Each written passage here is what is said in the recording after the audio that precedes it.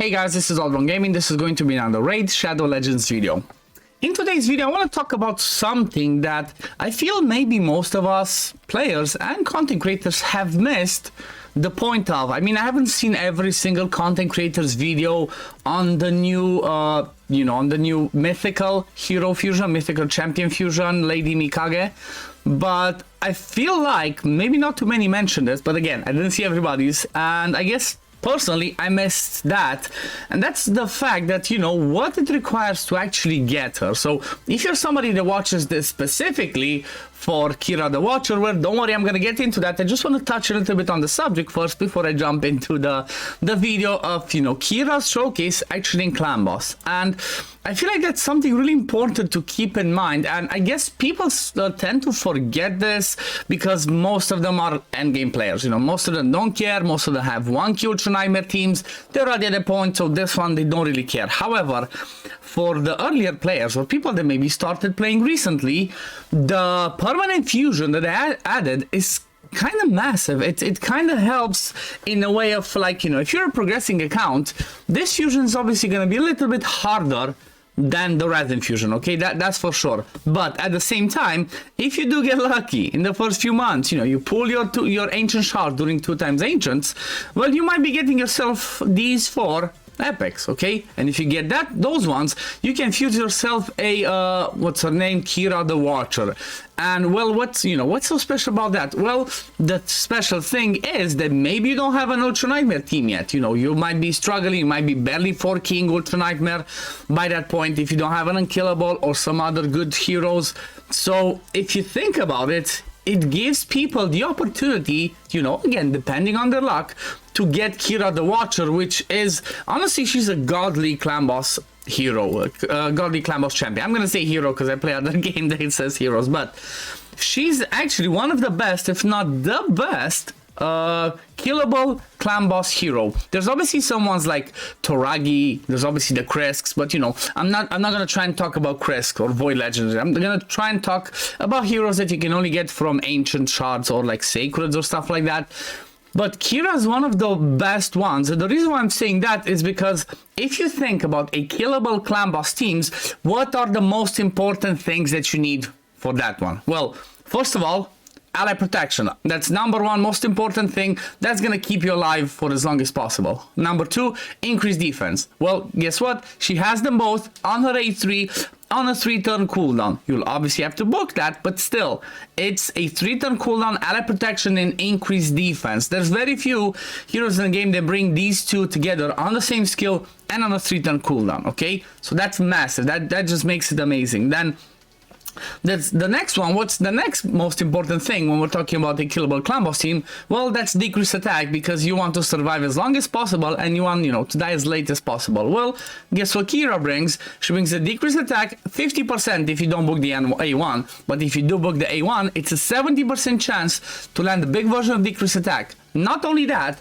but she has it on her passive. Whenever an ally is attacked while under an ally protection buff, it does not even say that it has to be her ally protection buff, but whenever an ally is attacked while under an ally protection buff, she puts decreased attack on the passive as well. So she's obviously gonna be amazing for the killable clan boss team. So I feel like this is really good for progressing accounts. Obviously, again, I'm repeating myself, if you do get lucky to pull those epics, it gives them another option instead of constantly praying like, I hope I get an unkillable. That is the end goal, to get an unkillable, to do that 1Q Ultra Nightmare. But still, having somebody like her to help you get to Ultra Nightmare and get those crazy resources is gonna be amazing. So the team that I built, for example, to showcase her today is a White Whale comp, because I've never done something like this, honestly, and uses High Cocoon, which everybody can get. Then I'm using Sandlash Survivor for the buff extension, but I guess it can be anybody else. Just Sandlash helps because she has that passive that can proc an extra ally protection, which can be good. Keeyra is obviously going to be in the team. Then we have Resin, which again, one of those fusible heroes, and then there's Doom Priest to try and keep this affinity friendly, okay? So this team works on Void, works on Spirit, and even on Nightmare. Just you're gonna have to maybe do a little bit of a different, openers with the skills and stuff like that. But this team is pretty good. I tried to make it as relatable as possible, but you know what?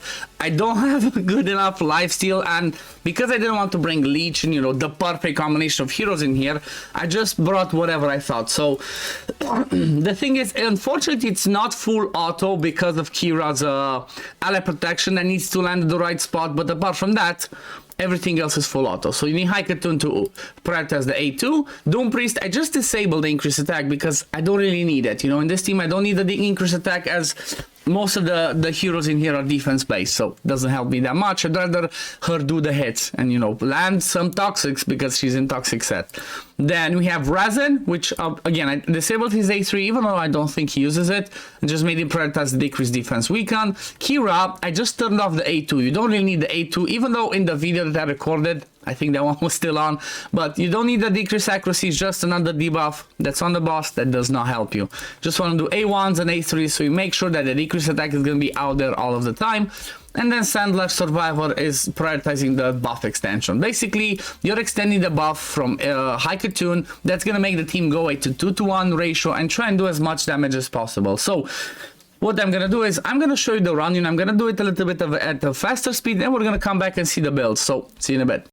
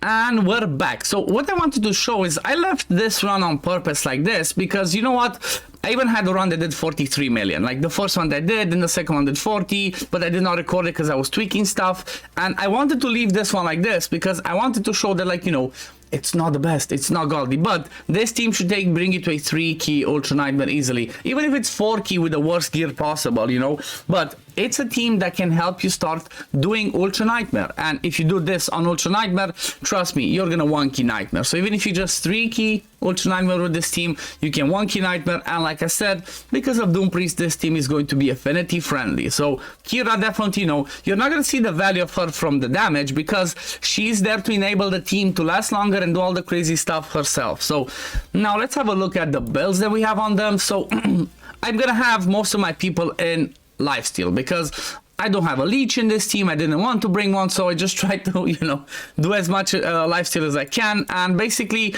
the speeds that you're gonna want, I'm just gonna have this one length, but you're gonna want to have 250 Haikatun, 228 Sandblast, 224 Keeyra, 194 Res, and 178 Doom Priest. Obviously, make sure you always put, when in teams like this, if you have Lord of Steel, if you have speed sets, if you have anything like that, because it's gonna be really important. It's gonna be really important as the speeds might be really tight, and if it's gonna be like, well, why does it not work? It's because of that, so keep it in mind. So Razan Avin lifesteal, 194 speed. Again, you can see it's not the best builds, but you know, whatever I had. 100% crit rate, defense, crit damage, and an accuracy. Overkill on the accuracy. Run him with Giant Slayer and obviously the Master Hexer for a chance to extend his debuffs. Then we have Keeyra, which is the main event. I have her again in lifesteal plus a Defiant because she's gonna be soaking up a ton of damage, but she's still okay. She did the job just fine. She's a 224 speed, again 100% crit rate, not too high crit damage because the more crit damage she has, the more damage she will take when the clan boss crits any of your allies because of the ally protection. There's a weirdness going in the coding with that, so the more crit damage you have, the more damage you will take as the ally protector if anybody that you protect is crit. I don't know why it works like that, but that's how it is. So again, I have accuracy on her. You need like 230 accuracy, 250 max to land your debuffs, and then HP and defense mostly. She's not for damage, she's to enable the team to survive. War Master, and then down to support you again. Master Hexer Sniper for her debuffs. Doom Priest, again, I did a little bit of a funky stun with Doom Priest. I took her into Sniper and Master Hexer, and then obviously War Master because she's in Toxic and I want a higher chance to land those poisons, and I want to extend them for as much as I can because I have no other designated poisoner in the team. So yeah, she's in Toxic plus Immortal. I tried to give her a little bit of something to keep her alive because almost everybody else is in lifesteal. 178, not even 100% crit rate, defense, you know, some HP, some defense, again, trying to survive. Then Haikatun, lifesteal again, and Perception. She's the one that needs to be really fast. I think it's like 248, 249 minimum, and then like 250 speed, almost 100% crit rate. I don't have much lifesteal on my main account because I sold it all. I don't use it on my endgame account. And then yeah, lots of defense. So the thing is, for this team specifically, you want to give as much defense as you can on Haikatun because she's going to be the one that's going to take the stun unless it's like, you know, some other affinities. If it's a Spirit affinity, the stun will go to Resin or to Doom Priest. If it's a Magic affinity, the stun's going to go to her. If it's which one's the last one? The Force affinity. I think the Force affinity, the stun's going to go again on Resin or Doom Priest. There's all Magic Haikatun, Spirit Haikatun, Force, yeah, somebody else. So keep that in mind. The person's gonna take the stun. You don't want to have too much HP but higher defense, and at the same time she's not protected on the second AoE by the ally protection because of the way it falls. So obviously you're gonna want High Cartoon to be as tanky as possible. But yeah, lifesteal, the speed that we need. Again, War Master, and then support. Honestly, I could get now. I had her like this because she was the one the toxic set. I guess I could just reset this and take her down the defense tree so she survives more, as she has no debuffs that you want to land for this. And then Standard Survivor, which is our buff extender, but again, can be anybody else. If you had a Doom Priest, for example, instead of Standard Survivor, not Doom Priest, Godseeker and Eerie, the team could be 10 times better, because between Doom Priest and Godseeker and Eerie, you would have enough healing where you could remove everybody's lifesteals and just build them in Guardians, in Toxics, and other sets that enable you to last longer and do more damage. Okay, so keep that in mind. I just try to do this bare bones, you know, as broken but still to be able to work as I possibly could. If I brought the top tier heroes, I'm quite sure I could take this to a 1 key Ultra Nightmare. If you want me to do that, leave it in the comments below. If you want me to build a 1 key Ultra Nightmare team using Keeyra the Watcher in there, just leave it in the comments below and I'm gonna work on that and I'm gonna bring that video for you guys. But yeah, Sandlash, again, lifesteal and perception, even though I don't need it, I just did it for the speed. 228 speed, 100% crit rate, good defense, good crit damage. Accuracy, you don't really need it because there's no debuff that she lands. And then just damage masteries, then down the support tree. But yeah, I guess this is gonna be it for the video today, guys. I really wanted to make this video on Keeyra, like I mentioned, because, you know, when you come to this page, lots of people might be stuck on like, oh, I cannot wait to get her. She's amazing. She has a crazy kit. That's true. That's correct. She's awesome. But maybe up until you get her, you might get lucky and get some of these epics, as I mentioned, and get yourself a Keeyra the Watcher, even though you're going to use her later to fuse into Lady Mikage. I do not think it's a waste to build her early on, to build Keeyra early on, even if it takes you all the books. Okay, so let me see. It's 4 plus 5, 9 plus 2, 11. Even if you use all 11 books, okay, on her in order to use her for a while, and then let's say 3 months later you get the other ones to fuse Lady Mikage, it's still good because she's gonna enable you to get Ultra Nightmare and not only get books back but also get shards. Okay, so yeah, anyway, this is gonna be it for the video today, guys. As always, if you do enjoy my content, don't forget to like this video, subscribe to the channel to see when I upload next, and I'm gonna see you on the next one. Peace, love, take care, everyone. Bye, guys.